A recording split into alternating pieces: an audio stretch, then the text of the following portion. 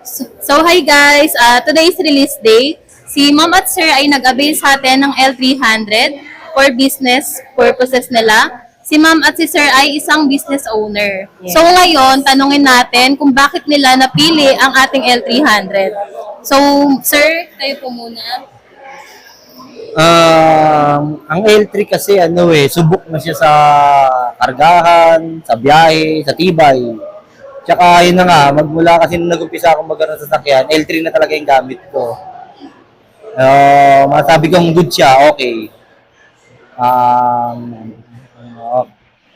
Doon actually nag-start yung pangarap namin. We started at L300. Mitsubishi, actually dalawa pa yon way back 2017. Then, yun nga, we upgrade from si Mitsubishi L300, siya yung tumulong sa amin Kumbaga para mas ma-expand namin yung business. So, siya talaga yung naging namin, kumbaga root or start nung computer trading business namin and the scrap business hanggang sa lumago nga ng lumago. Yun. Kaya ngayon, kahit may mga trucks na kaming malalaki, we decided na kumuha pa rin ng Mitsubishi L300 kasi nga, talagang mas nagagamit siya. Kasi lalo sa mga example, basement, na hindi naman kasya yung mga elf.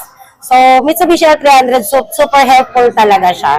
Talagang maaasahan mo siya, even sa malayo, kasi parang nagamit na rin namin siya parang sa mga kasiguran Aurora. Yun, ganun siya ka-helpful talaga. So, yun. Kaya yun gustong-gusto namin si Mitsubishi L300. Ayun, so guys, narinig nyo naman kung ano yung feedback ni client natin sa ating L300.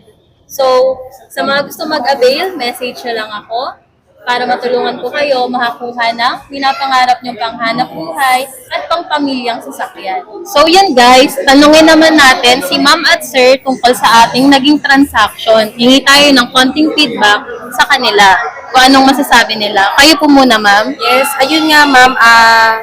Una sa lahat, thank you ma'am kasi maganda yung deal.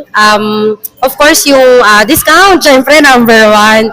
Tsaka napaka-smooth ang transaction namin ni ma'am. Kumbaga parang sa pag-start pa lang, online lang kami nag-usap ni ma'am. Tapos ngayon, mauuwi na namin yung Mitsubishi L300 na gustong-gusto nga namin. So, yun naman ma'am, thank you kasi din ni ma'am, professional and yun nga, napaka-charming din of course. Yun, napaka-welcoming din ni ma'am sa amin. So, thank you ma'am kasi yun nga, nabigyan kami ng chance na mabigyan ng, yun nga po, na ma-approve dahil din po sa tulong ninyo.